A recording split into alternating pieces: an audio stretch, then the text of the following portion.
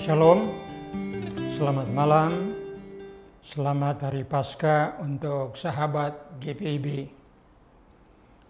Kembali dalam program Night Call malam hari ini, saya Pendeta Emeritus Hans Yakob menyampaikan salam kasih dan salam damai sejahtera di dalam Yesus Kristus. Sebelum mendengarkan firman Tuhan, marilah kita berdoa. Allah Tritunggal, bukakanlah hati dan pikiran kami untuk memahami firman-Mu. Amin. Bapak, Ibu, Saudara, sahabat GPIB, firman Tuhan pada malam hari ini terambil dari Galatia pasal 3 ayat 17 sampai 19. Saya akan membacakan ayat 19a saja. Yang tertulis, kalau demikian, untuk apa hukum Taurat? Demikianlah firman Tuhan, terpujilah Kristus, haleluya. Bapak, Ibu, Saudaraku, sahabat GPIB yang terkasih, pada dasarnya manusia dimanapun menginginkan kebebasan dalam berbagai aspek kehidupan. Kebebasan berpikir, berbicara, dan juga bertindak. Melalui kebebasan yang dimiliki, manusia dapat melakukan apa saja yang dikehendakinya. Tidak ada yang salah dalam hal ini. Karena sejak semula Allah menciptakan manusia sebagai makhluk yang memiliki kehendak bebas. Kejadian 2 ayat 15 sampai 16 menyatakan, ditempatkannya manusia yang diciptakannya itu di Taman Eden untuk melakukan kehendak Allah. Dan Allah berfirman bahwa semua dalam taman ini boleh dimakan buahnya. Tetapi buah pohon pengetahuan yang baik dan yang jahat jangan dimakan.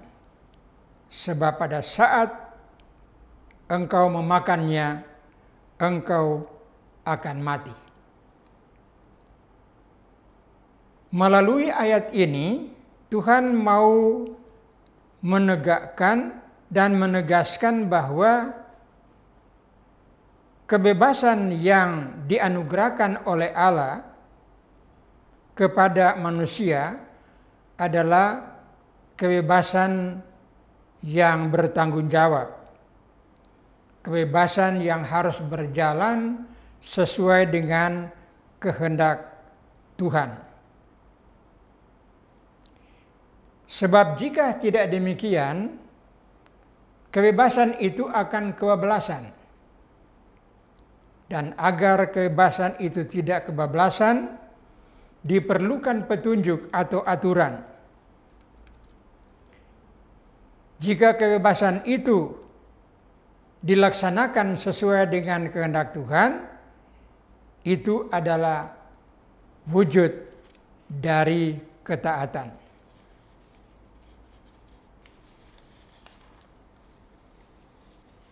Namun Bapak, Ibu, dan Saudara sahabat GPIB, apa yang terjadi kemudian?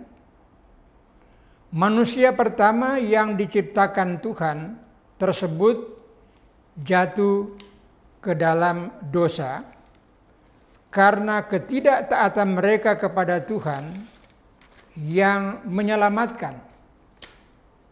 Mereka memilih kehendak mereka sendiri untuk taat kepada godaan iblis yang membinasakan.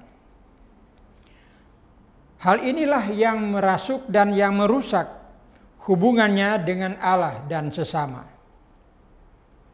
Dan hal ini terjadi seterusnya dan berkesinambungan di sepanjang perjalanan sejarah kehidupan manusia sampai pada hari penghukuman manusia dengan air bah pada zaman Nuh karena kebebasan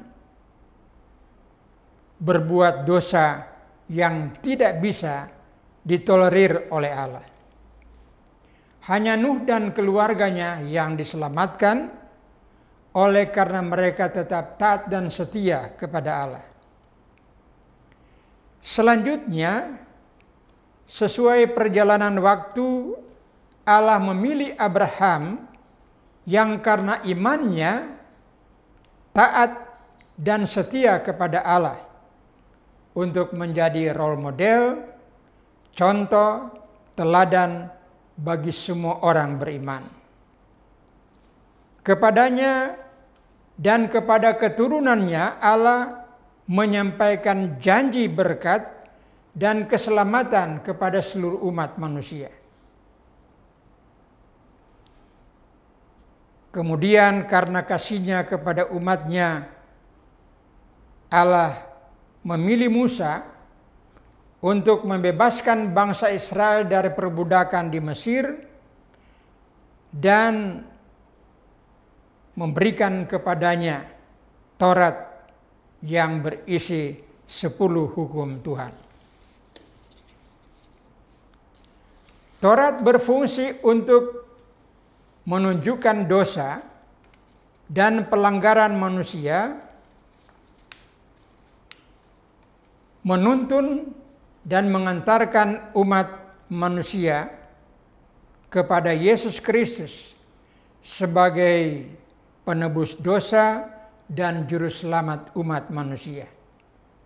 Sebagai penggenapan dari janji Allah kepada Abraham 430 tahun sebelum Taurat diberikan. Kehadiran Taurat bukan untuk membatalkan janji keselamatan yang disampaikan oleh Allah kepada Abraham. Hukum Taurat ditambahkan karena pelanggaran demi pelanggaran yang dilakukan oleh umat, bukan untuk membenarkan dan menyelamatkan mereka. Pada zaman Perjanjian Baru setelah Kristus, Taurat tetap berfungsi sebagai penuntun dan pengingat bagi umat yang percaya kepada Yesus Kristus yang telah menyelamatkannya dari kematian kekal, agar tetap menjaga jati dirinya dalam ketaatan dan kesetiaan kepada Tuhan dan firman-Nya. Dengan kasih dan tulus tanpa pamrih, dengan segenap hati, jiwa, dan akal budi, marilah kita membangun hidup dan kehidupan yang berkenan kepada Yesus Kristus yang telah mati untuk menebus dosa dan kejahatan kita, dan yang telah bangkit untuk memberikan kepada kita hidup yang berkemenangan, sukacita, damai sejahtera, sekalipun berbagai tantangan pergumulan dan pergumulan selalu menerpa. Berpegang teguhlah pada firman Tuhan sebagai tuntunan hidup tanpa menyimpang. Jadikanlah kehidupan ini seturut kehendak Tuhan, sekalipun sulit, sebagai implementasi dari kasih kita kepada Tuhan dengan tulus dan kasih kita kepada sesama. Sebab itulah hidup yang berkenan kepada Allah. Amin. Mari kita berdoa. Ya Bapa, Anak, dan Roh Kudus, meteraikanlah firman-Mu dalam hati dan pikiran kami. Mampukan kami untuk dapat melaksanakannya. Berkatilah kami, umat-Mu, keluarga, pelayanan, usaha, dan pekerjaan kami. Teguhkanlah iman kami ketika diterpa oleh berbagai tantangan dan pergumulan hidup. Berkatilah GPB beserta seluruh perangkat pelayanan, penatua, diakan, dan pendeta, dimanapun berada. Berkatilah pemerintah agar berhikmat dan bertanggung jawab serta amanah dalam memimpin bangsa kami Indonesia. Terpujilah nama-Mu di dalam Yesus Kristus Tuhan dan Juru Selamat kami berdoa.